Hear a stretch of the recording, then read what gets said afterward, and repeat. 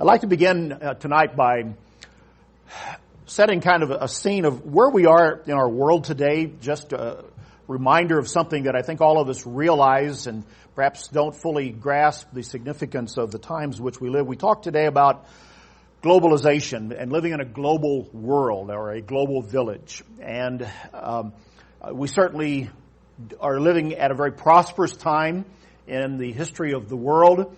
We in the United States of America, North America, Canada, and actually many of the other parts of the Western world live a very high standard of living. And because of the communications and transportation advances and links that truly link together all nations of the world in many different ways, we can call and travel to various places and be in contact with people instantaneously. Certainly through telecommunications and the communications network that we have, which enables communication, which enables the transfer of information and even money as it flows through those particular systems that have been set up. And with the transportation that links our nations and our world together today, we're living at a very significant global period. It is not, however, the first period of so-called globalization that we have lived in. And we should understand that. For those that perhaps follow things like that, you should realize that about 100 years ago, the world went through, at least for modern times, another period of globalization that ended really with World War I. At the beginning of World War I in 1914, the world was, there was a period of globalization that had linked the world at that point through, again, communication and transportation for its time, which was quite advanced. In fact, because of that and the linking of economies and nations, there was this feeling that nobody would go to war. They would not fight one another because of the interconnected economies and nation states. That was blown out of the water in August of 1914 when World War I erupted and upset so many different things. And it was not until, frankly, the 1980s, about 25 years ago, some say with the fall of the Berlin Wall, that we entered the current period of globalization that we have today, the acceleration that we have, especially with the Internet. But if we go back in history, globalization is something that is almost as old as man in terms of the ideas of linking people together in powerful communities that have various purposes. When we begin to go into this subject tonight of Babylon the Great, I want to at least put that out there for us to understand because we will come back to it. As we look at this subject that we have from the Bible and from history of Babylon, understand that we are dealing with something that is both a city, an ancient empire, an ancient city, but also a age-long system, both spiritual, economic, and cultural in many ways that we see from the scriptures and we can see from history that continue to impact the world today and seek to draw peoples together in a global community or a global world for purposes other than what God Himself intends. And that's one of the things we should understand as we look at the subject of Babylon the Great. And just remember the world we live in today and realize that it is a dream that is almost as old as man. And as we go into the study of Babylon, that I think should help us to understand something that is very relevant for us today on this particular subject and the future, and help us to understand this time, our time in the world scene and in the world history. So, with that as a bit of a preface, and believe me, on this particular subject, I was reminded in preparing it that that's about all I'm going to give you tonight as a preface. A preface to an introduction. Forget the book. We just don't have time to do that. It is a large subject that deals with history and prophecy and God's purpose and plan for mankind that is extremely important as we look at this particular situation. All right, so let's look at the concept of Babylon the Great, which we can know and do know from history and from the Bible was a city, an ancient city that existed in what is now the present nation of Iraq. And this artist's reconstruction of what the city looked like shows the renowned Ishtar Gate, which was a prominent feature of ancient Babylon, and epitomized the grandeur, the glory, the power, the wealth, the religion, the entire reach and scope of Babylon as it was at its height, very likely during the time of the biblical Nebuchadnezzar, in history Nebuchadnezzar II, but the one that we read about in the book of Daniel, as he interacted at that point in time with the servant of God and even God himself, as that particular story goes along to show.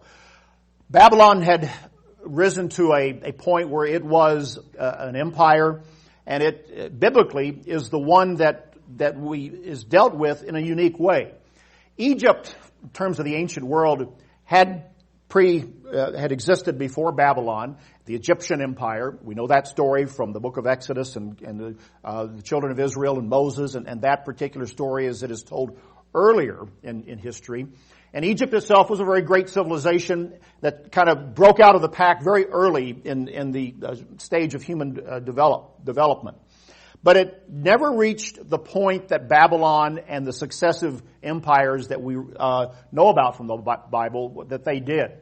And in terms of the interaction of Babylon with the people of God, Israel in particular, and the story of God's dealing with his people and his plan, Babylon takes on an even different role than Egypt did, because it is a story that stretches from literally Genesis all the way into the book of Revelation, and the time even yet ahead of us in terms of the prophetic scheme of things.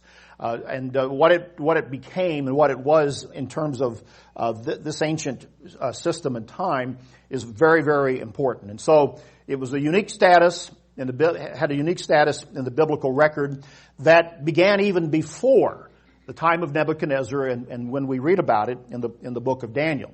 In fact, we look into the past of Babylon and look at this and begin to sketch it forward from the earliest reference. We have to go back to Genesis chapter 10, where in that post-flood world, we begin to read about certain individuals that are men of renown during that period of time, and we come across an individual that is named Nimrod, a very famous figure from that period of time. We are given just a brief sketch of his life in Genesis chapter 10, verses 8 to 10. But it says of him that his kingdom was of Babel, and it says, like Nimrod, the mighty hunter before the Lord, and the beginning of his kingdom was Babel. This is the essence of the description that we are given of this individual who rises above his peers and his contemporaries and becomes a mighty hunter before the Lord. Now, again, it's a very sketchy description of Nimrod, but he is the leader of the people at this time, and his kingdom was known as Babel, which is the very site of what was to become Babylon. And the kingdom that he had, such as it was, and it was not anything near what it would become, what Babylon would become later under Nebuchadnezzar, but for the time, that early post-flood period was significant, and his reach is something that, at least from the recesses of history that we have about Nimrod, gives us some very clues that he was a very interesting figure. What we can discern from this phrase, a mighty hunter before the Lord, is not so much his prowess as a hunter, but the fact that what that tells us in terms of his the type of rule that he was. He was an early tyrant. The fact that he was a hunter tells us the exact opposite of God's ideal for a king. When we read about how God expected a leader and a king especially to rule his people, and ultimately prefigured in David and also in Christ, we find the image of a shepherd, not a hunter. God's ideal of a leader is one who shepherds the people under him, not acting in a sense as a predator, as a hunter is.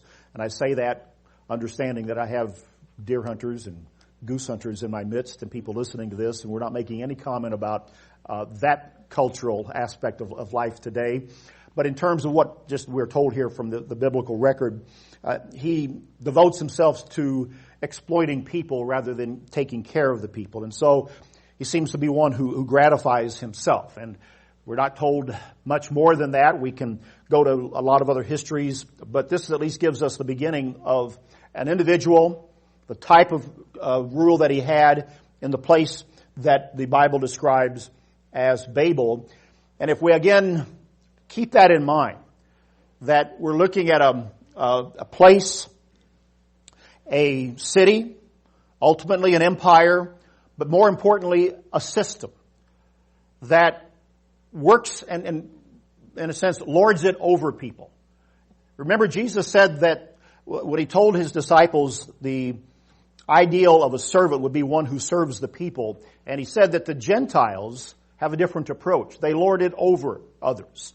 And he made that distinction when he looked at the Gentile leaders, not only of his day, but through history, to tell his disciples and us the contrast, and that we should be more of like a servant, where we shepherd the people or serve the people. This is what's applied to this system that begins here at Babel. A system that can gather people together, that can even have great success economically and financially, religiously, culturally. But in terms of the system and the expression of love toward humanity and its fulfillment of God's plan and God's purpose for mankind, it doesn't reflect what he wants, and it does not reflect his way.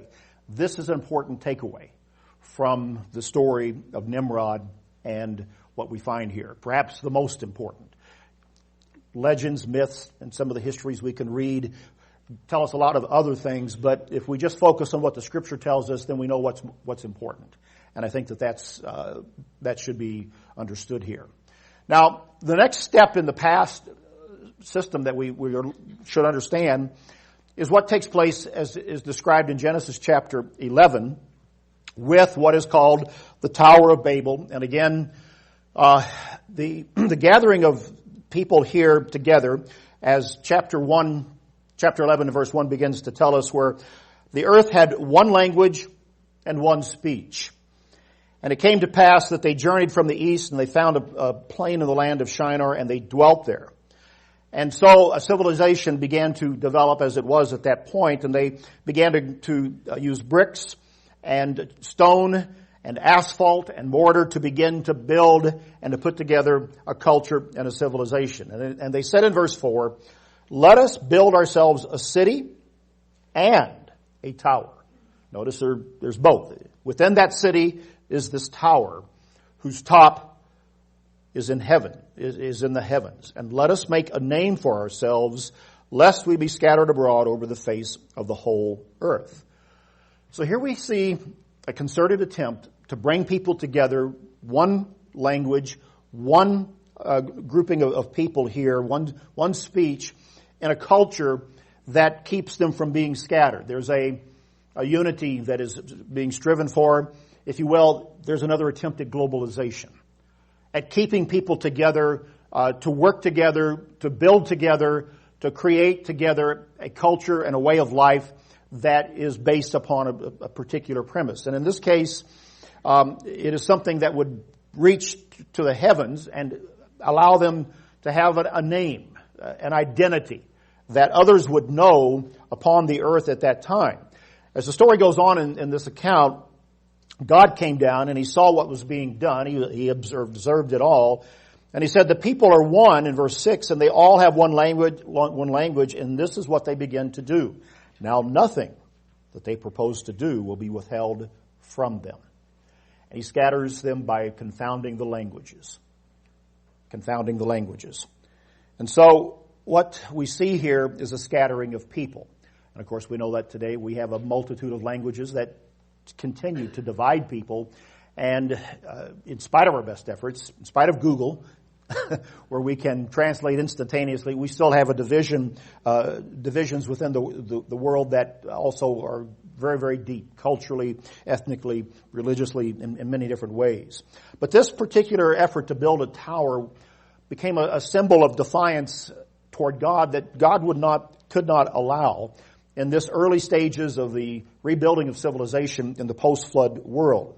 There's a certain level of pride that is referenced here by the idea of building a tower whose top is in the heavens. The land of Shinar in that area of Iraq is flat, just flat as a stage up here.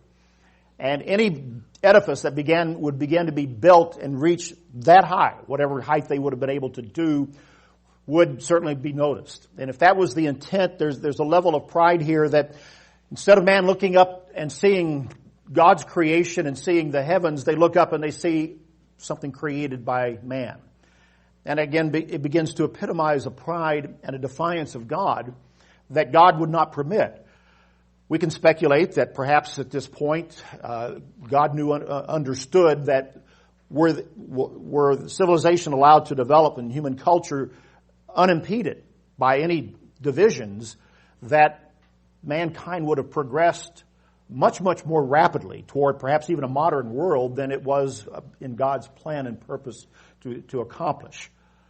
That perhaps goes a bit beyond the text, but there was a reason that God stopped it at this particular point as He confused the language and scattered people over the face and abroad over the earth. And it ended. Now, it's well recognized that this wasn't the site of Babylon, that became, again, the city of Babylon.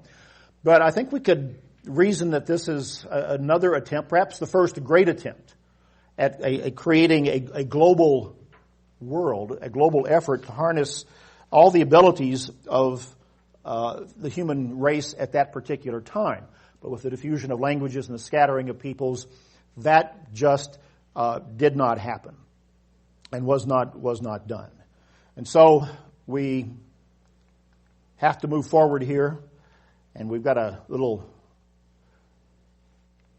glitch on the computer because it wants to update its software, I believe.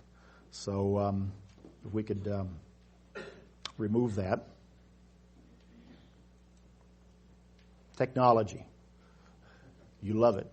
There you go. There we go. All right. Thank you. Let's move forward again and move into the realm of the time period of Babylon as it continued to grow. Time went on. In terms of the record in the Bible, we read about Assyria becoming a great power.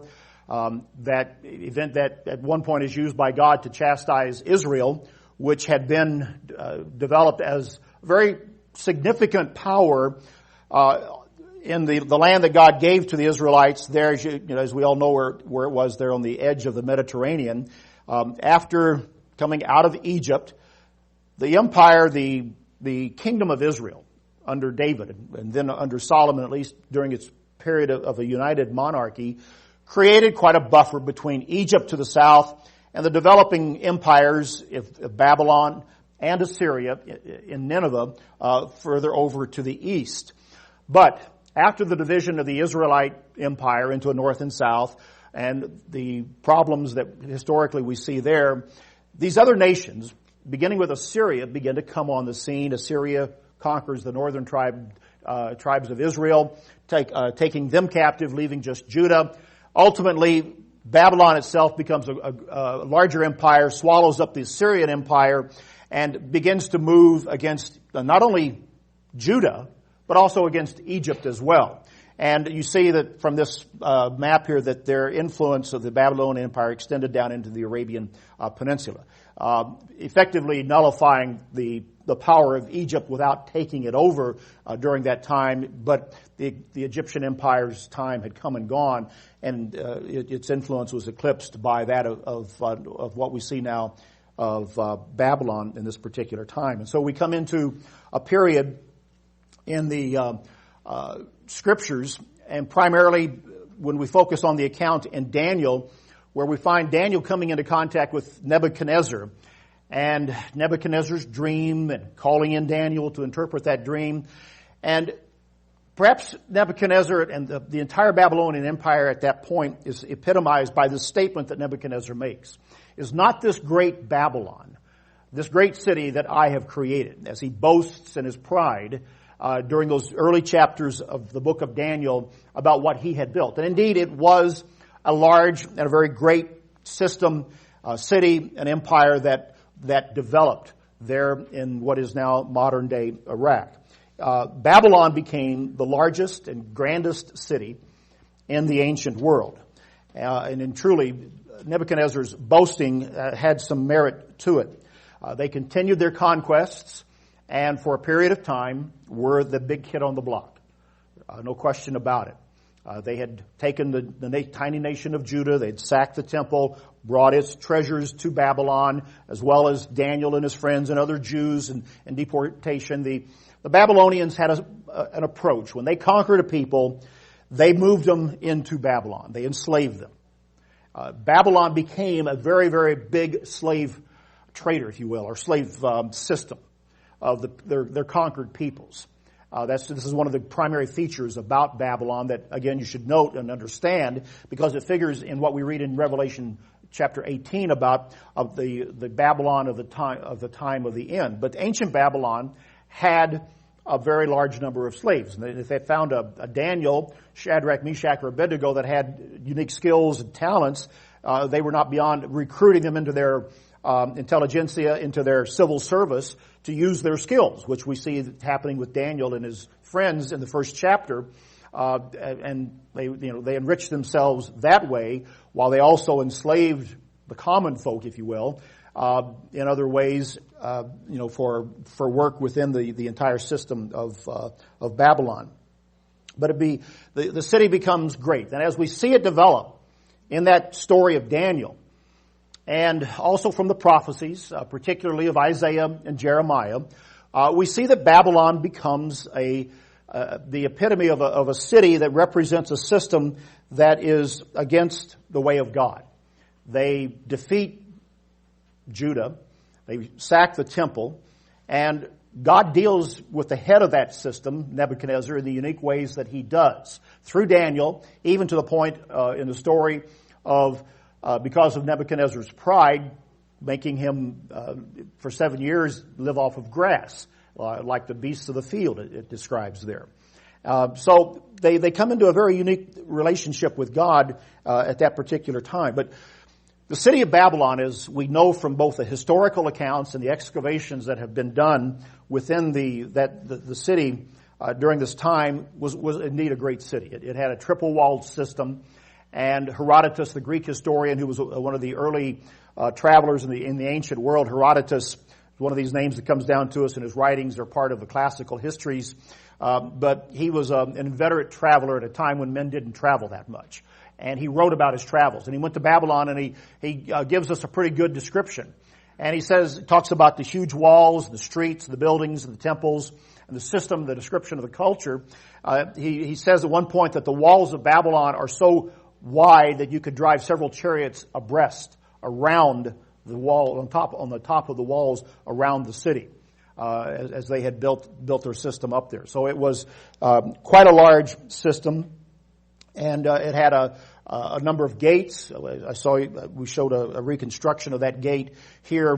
The artist construction in the earlier slide. This is a actual reproduction, actually a reconstruction, not a reproduction, but a reconstruction of the gate of Ishtar, which was probably the primary gate at the end of what was called the processional way, past Nebuchadnezzar's palace, and in kind of the center avenue or boulevard of Babylon at the time. It's been excavated, reassembled in Berlin. You can see this in the Pergamon Museum in Berlin to this day. But it's quite a structure, quite a site. The bricks are of a kind of a blue enamel that was the exterior facing of the structure and the walls of the city, and especially along the processional way.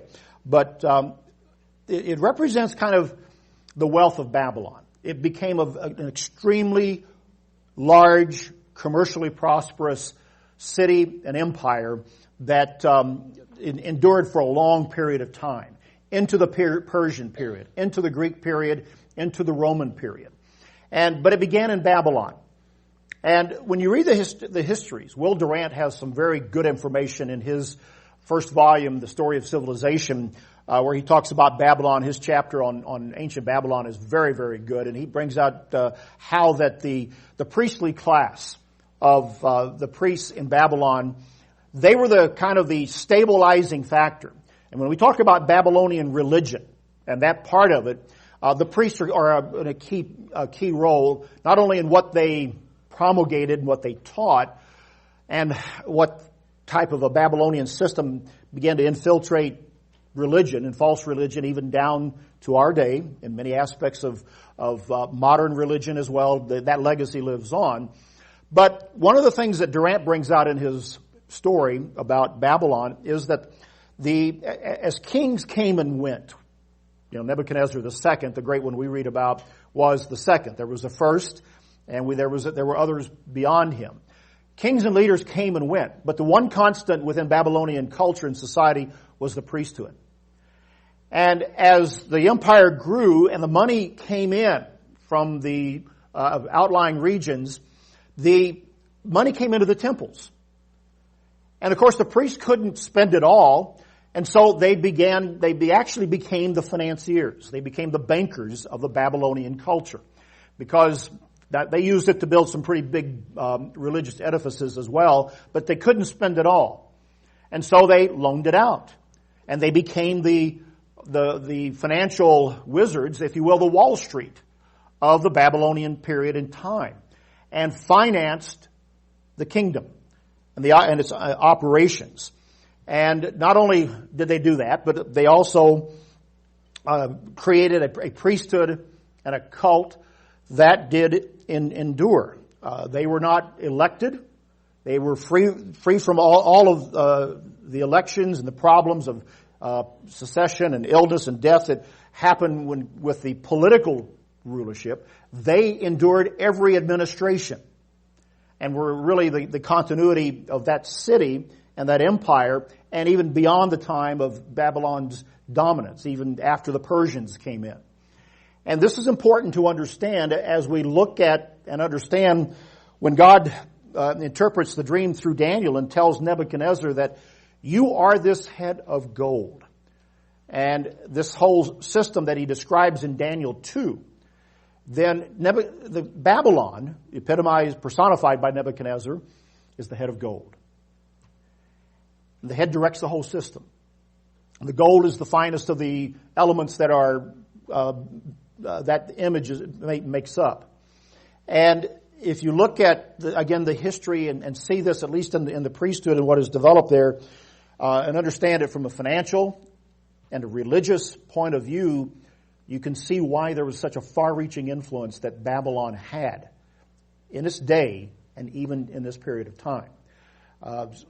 Another part of the story that goes off in another direction, when you look at the fall of Babylon and through those successive ages, then through the Greek period and ultimately in the Roman period, the question becomes, what happened to these priests? Where did their system go? Well, there's a line that stretches very likely from Babylon. One line of historical research puts this priestly cult migrating into the area of Asia Minor and solidifying in the area of the city of Pergamon. And Pergamon, or Pergamum, gives rise, at least for us, in the book of Revelation when we read that there is a church in the city of Pergamos. And Christ says there to the citizens of Pergamos that you are there where the seat of Satan is. There was a very large priestly cult in Pergamon. That's another whole story in itself. But some historians feel that this Babylonian priesthood migrated there. And of course, with Rome at its height, eventually they wound up in Rome. And so you can see through history that what began in Babylon didn't just stay there. It migrated with the times, with the expansion of by the conquering peoples that came into the Western Mediterranean. And a system that began in Babylon eventually wound up in Rome. Of course, we know from the book of Acts that God's truth eventually went to Rome as well. It was taken by a prisoner whose name was Paul, the apostle. But there developed there a very interesting part of the story, which we will come back to here in just a little bit. But the wealth in the city of Babylon is what it was here during this particular period of time. These are just a few scenes from, again, the Pergamon Museum that show these walls that have been reconstructed in the museum in Berlin that stood in Babylon at its height, and lions and glazed tiles. It's quite an impressive site that has been excavated in this part by the Germans, brought back. They built a whole museum to put this there, and it's interesting. I mentioned that the city of Pergamon just as an aside. You kind of walk down this hallway and turn left and into another part of the building there. In fact, the bigger installation in that building is the altar of Zeus from the city of Pergamon, which is probably, archaeologists feel and historians, when John says in Revelation that this talks about the seat of Satan in Pergamon, he's probably talking about this very item that is today, the remains of it is in this Berlin museum, Pergamon Museum. It's an altar to the god Zeus, and it's a huge reproduction or reconstruction of what they moved over there. And the Germans moved it back at the early 1900s, late 1800s, after they had excavated that part of the world, Babylon as well as in Pergamon.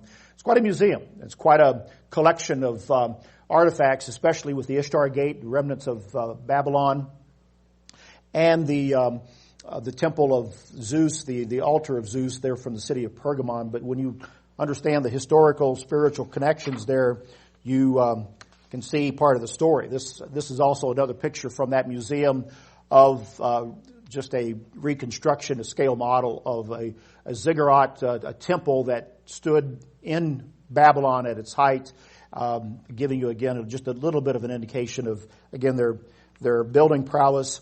But the power of the system that we find in Babylon that clashed right there at the time of Daniel and the downfall of Judah.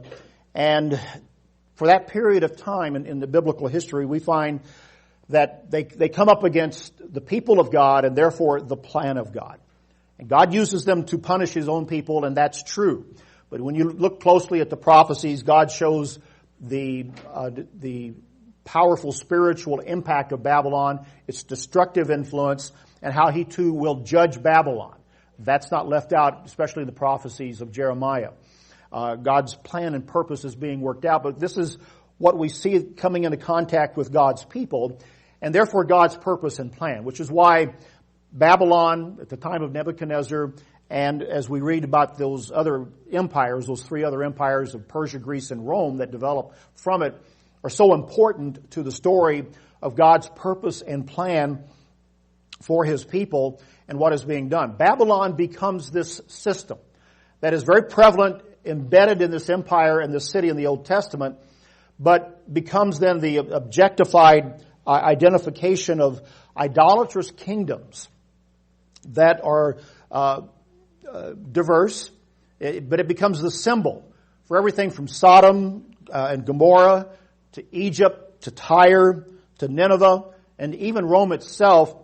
Babylon becomes the overarching symbol for it, for all of these systems that at various times and in various ways, through pride, through the enslavement of God's people, through the defiance of it was the system of Rome that engineered the death of Jesus Christ in the first century, the beast empire, and understand that they in many different ways. This whole system that is embodied within Babylon represents the very antithesis of a heritage that is the antithesis of what God is bringing about. The Interpreter's Dictionary of the Bible explains the implications of the Babylonian heritage. We quote this in our booklet on Revelation, but it's worth noting in part right here. The Interpreter's Dictionary says this about Babylon: as the realm of the devil Babylon is understood as the archetypical head of all entrenched worldly resistance to God. Babylon is an age-long reality, including idolatrous kingdoms, as diverse as Sodom to Rome. And Babylon, the mother of harlots, is the great source and reservoir of enmity to God, as well as the product of one mind. The product of one mind, which gives power and authority to false gods. And as such, Babylon is the antithesis of the virgin bride of Christ, the holy city, the New Jerusalem, and the kingdom of God. This is what the Interpreter's Bible says in its article, Babylon, about Babylon itself, the Interpreter's Dictionary of the Bible. And so, looking at it historically and understanding it from that point of view, we can begin to look at the Babylon of the future and what we should begin to think about and look to in the future. Because Revelation chapter 17 and chapter 18 specifically, those two chapters, talk about Babylon again in the setting of the vision that John had on the Isle of Patmos. And we see a city mentioned. We see the image of a woman riding the beast. And if you turn over to Revelation chapter 17, we'll note a few parts of it. We won't have time to go through it all.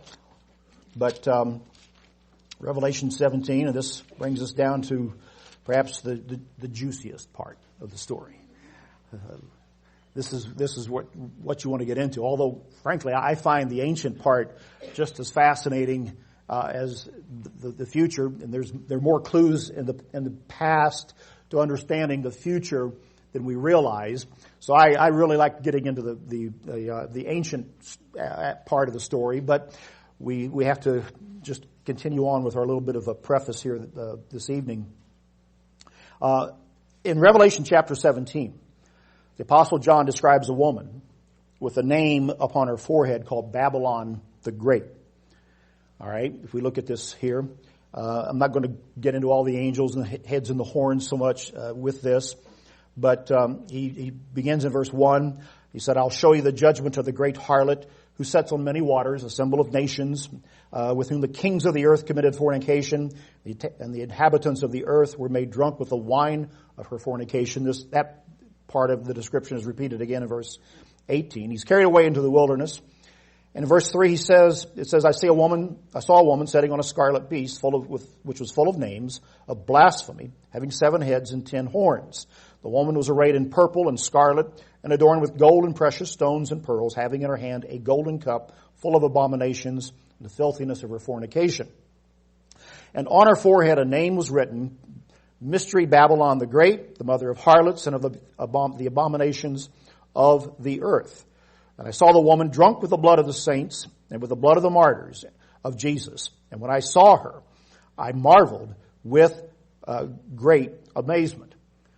And then there goes into a little bit more of the description of this with horns and heads and the systems which it would take a whole other series of study, part of the series, to go into and explain what we understand from that and what we feel is the correct interpretation of all of that. But before I touch briefly on it, let me just again see what John tells us. It's a woman riding a beast. You have two entities here.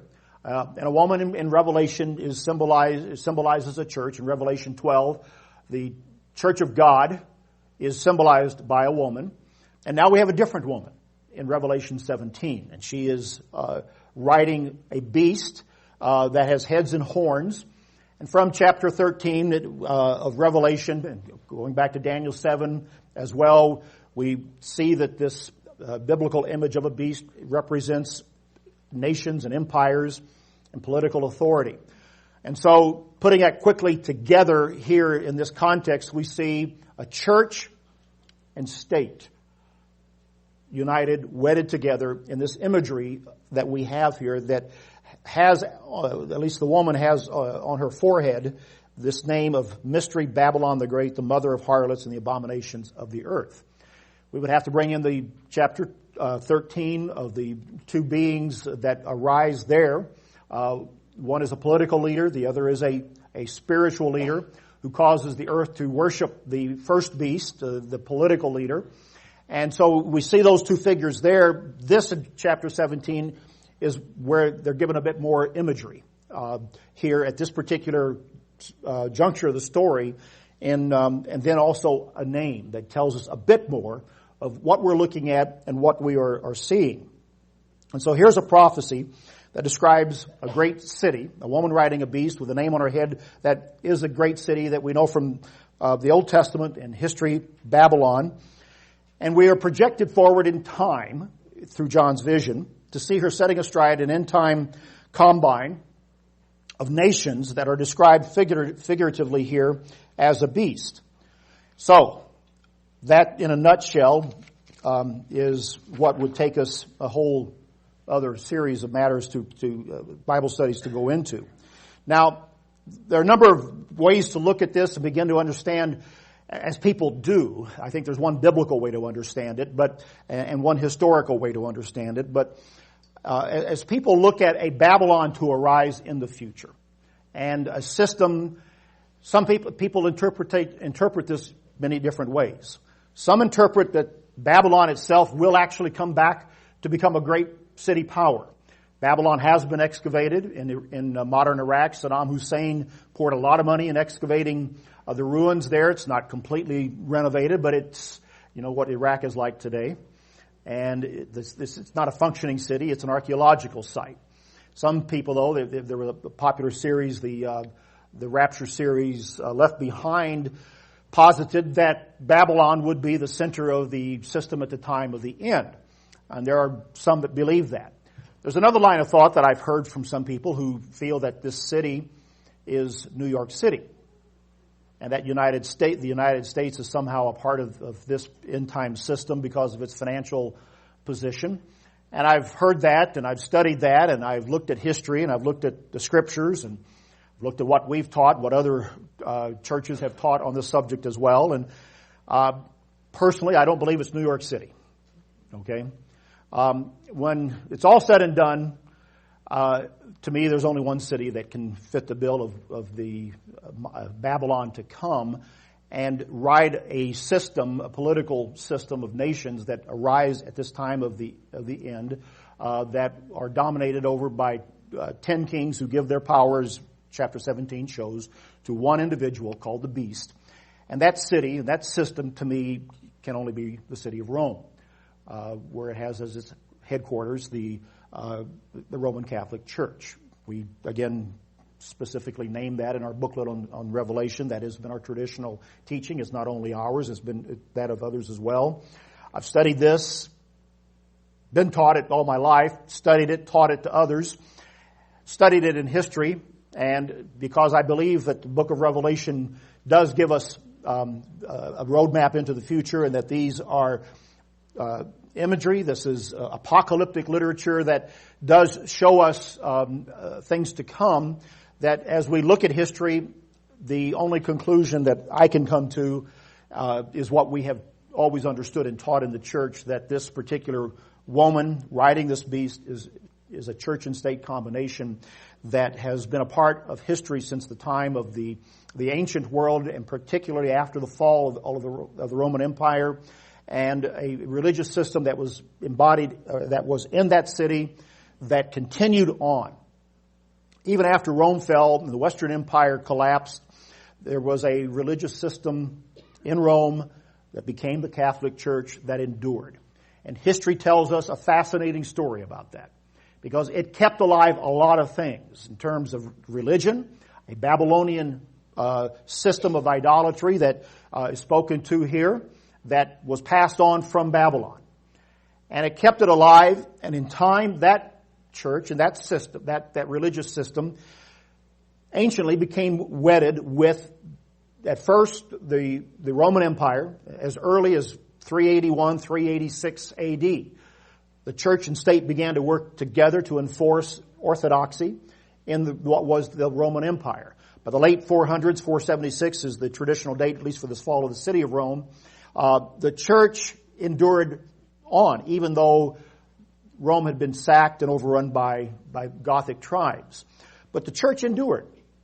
And in time, within less than 300 years, the church found itself again wedded to another system, another political system that saw a revival of this Roman system that came down into history. It's come down into history as part of what has been called the Holy Roman Empire, but a political system embedded in Europe that allowed the church to thrive as it did. So that when John gives certain telltale observations to us here in the book of Revelation about this city, this church, this system, he describes it as that great city that reigns over the kings of the earth. In verse 18 here of chapter 17, the woman whom you saw is that great city which reigns over the kings of the earth.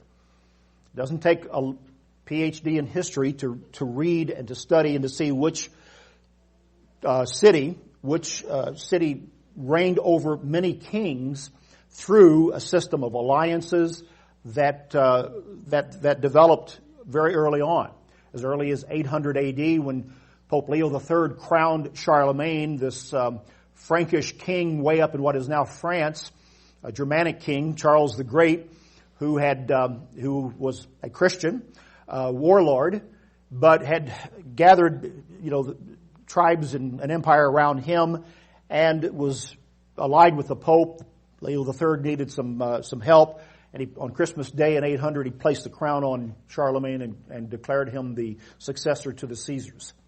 And he becomes a significant factor in the story, and the wedding of church and state continues on throughout that period of history on into the modern world in a unique way that tells us a great deal about what is behind this particular verse and this description here. There's only one church, there's only one system, and that's the Roman system that can begin to fit this bill when it comes to understanding what John is seeing in this vision, and as we look back to understand in history, for us to be able to look forward in time as well. There's another statement that is made about that great city. In verse 6, we already read that. It says that this woman is drunk with the blood of the saints and of the blood of the martyrs of Jesus. And when I saw her, I marveled with great amazement.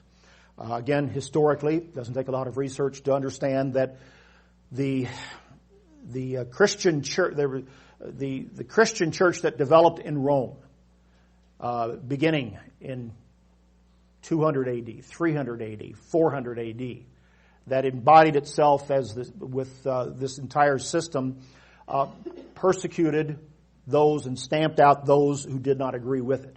One of the earliest stories, as I referenced, is in 386, when after the Council of Constantinople and the actual stamp of approval put upon the Trinitarian teaching, the emperor, with the church, enforced within the empire at that time the Orthodox teaching about the Trinity.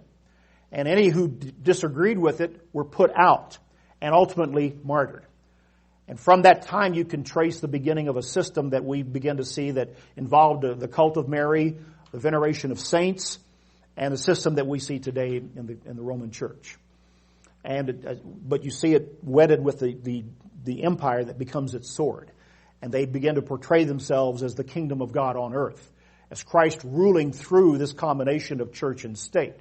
That's one of the most fascinating and dramatic stories from that period that stretches throughout what is called the Dark Ages, the Middle Ages, and a system that becomes drunk with the blood of the saints. There's a saying by one historian that I read, goes something like this, that there were more martyrs under Christian Rome than there were martyrs under pagan Rome. More martyrs, more people killed for their faith under Christian Rome than under pagan Rome. There were people killed under pagan Rome for their faith, i.e. the Apostle Paul. But there were more under Christian Rome. When Pope John Paul II was still alive, a number of years ago in his pontificacy, you may remember he made an apology for all of the excesses of the Catholic Church within history. He made historic apology of the persecutions on behalf of those that were done acting on behalf of the church. It was very carefully worded. The apology did not say that the church had erred, but it did make an apology more than any other previous pope had done.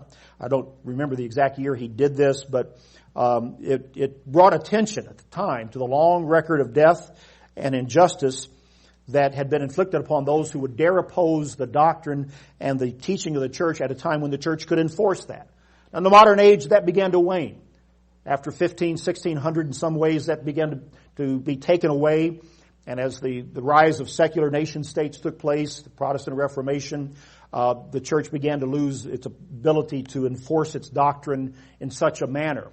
And certainly as we come into more in the modern world. But the stories throughout history are rife with that. I mean, you study the Crusader period of the 11th and 12th century, 13th century, when Christian Europe invaded the Holy Land to rescue the holy places from the Saracens and from Islam. And what they did, it's just bloody massacres. On July 15th in the year 1099, the soldiers of the First Crusade finally broke into Jerusalem and captured the city for Christianity, but they massacred Muslims and Jews throughout the streets. Literally, the blood ran in the streets at the hand of Crusader soldiers. You have to imagine that the last sight that many Muslim defenders of Jerusalem on that day saw was the cross on the tunics of a Crusader coming over the wall against them. It was a bloody day, part of a bloody history, epitomizing exactly what is said here in regard to John's vision.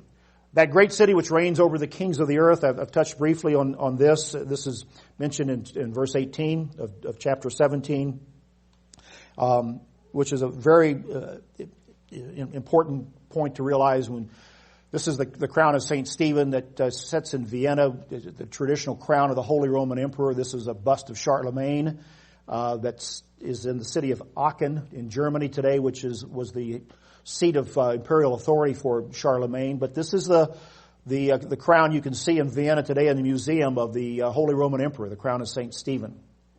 And it's rich with symbolism. It would take a lot of time for us to talk about that, which I'm not going to be able to do. Let's move quickly forward to what with that as a brief background. As we look at our world today and look at things to come to understand the system of Babylon and what we are really seeing in Revelation 17 with a woman riding the beast and a brief power given by 10 kings to one for a brief period of time, and then moving into chapter 18 and the description given of what really is, again, a global system. All right? When we look at that, we have to understand that the Babylon of the end, particularly in Revelation 17 and 18 here, is another global system that is destined to arise in our time ahead of us that will involve, again, a woman riding a beast or an arrangement, a partnership of church and state. And go back to this picture right here. This was just last week. Pope Francis went to Strasbourg in France and addressed the European Parliament. We look at Europe, we watch Europe, we understand, and I think, again, rightly so, that this system is ready or is going to come from this European system again, and what we are looking at in terms of the European Union is, at the very least, a forerunner of what will develop, whether it will be what is there now or something that will form out of this. I've learned long before not to try to prognosticate too closely on that. But the role of the Pope going there, it's not something that is done every year. The last Pope to go there was John II, Pope John Paul II, and there's a number of years ago that he did that. But just last week, the Pope went there, and he reminded, as John Paul II did and Pope Benedict XVI did, that Europe has Christian roots. Interestingly, Pope Francis last week said that Europe lately has been acting like an elderly grandmother. Not a lot of energy, in other words. If you follow the European scene and what's going on, Europe has never recovered from the crisis of September 2008, the financial crisis that rocked the world. And us here, they're stagnant in one sense. They've had a number of their problems. Sometimes you look at that and you wonder, how will anything arise out of that system that is described here, like in Revelation chapter 17. Again, as I've studied this for more than 50 years and looked at it all, read what we have printed and said, sometimes to excess, in terms of our zeal to make certain things clear, we have missed the mark. But when the dust settles, time goes on, there's no place else to look. And personally, I've come to look at what we find described in Revelation chapter 18. Again, as a system that is a period of globalization that will probably be even greater than what we are living in right now.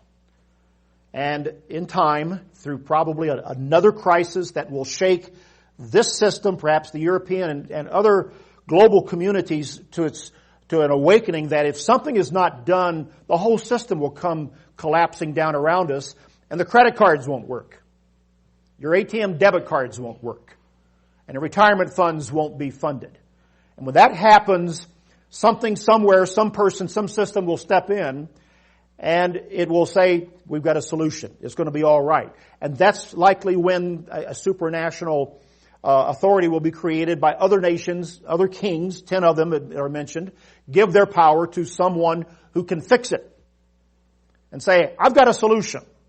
And it's a spiritual as well as an economic solution, and it'll work, and it does work. And it creates probably an even greater period of wealth and global security than what we see now for a short period of time. How else will people say, peace, peace, and there is no peace? When they say that, sudden destruction comes. You try to put all these things together and understand all of it and see what is here. My particular understanding is this is another period of globalization that will be on the horizon that will take root beyond what we see right now. How else could you have a system in place that could even deceive the very elect? As Christ warned in Matthew 24. Which brings us down to us. All of this is fascinating. All of this is interesting. All of this is historical. All of this is biblical. But as we all know, what does it mean for each of us as we walk out of here and we go about our lives? Prophecy should motivate us, and an understanding of our world today and what is to come should motivate us to righteousness, to godly conduct. To, if you will, fill up our vessels with the oil of the Holy Spirit so that we don't find ourselves at the critical hour without the spiritual power to discern idolatry, spiritual deception, and sin. To where we do not take part of a system that is collapsing around us, as the Scripture says here that in Revelation 18, that Babylon the Great is fallen. And what is described in chapter 18 as a truly global system that trades even in the souls of men and eventually comes down. This final system will be both a political and a spiritual system. There's a political and a spiritual dimension to this final Babylon. And again, chapter 17 shows us that the political is going to turn on the spiritual. You see that in chapter 17. In verse 16, the 10 horns which you saw on the beast, these will hate the harlot, the woman, make her desolate, naked, eat her flesh, and burn her with fire. Wow, pretty gruesome. Somewhere at some point, the political system will turn on the spiritual system. But then in the end, the political system is going to be brought down by God. Because God, Christ that is appearing, will deal with the political system of Babylon. That's what we find in Revelation 16 when the kings of the earth are gathered to fight the great battle of Armageddon. And of course in Revelation 19 when we find Christ finally appearing and he wages war with the saints against the beast and his armies that are gathered to fight him at his coming.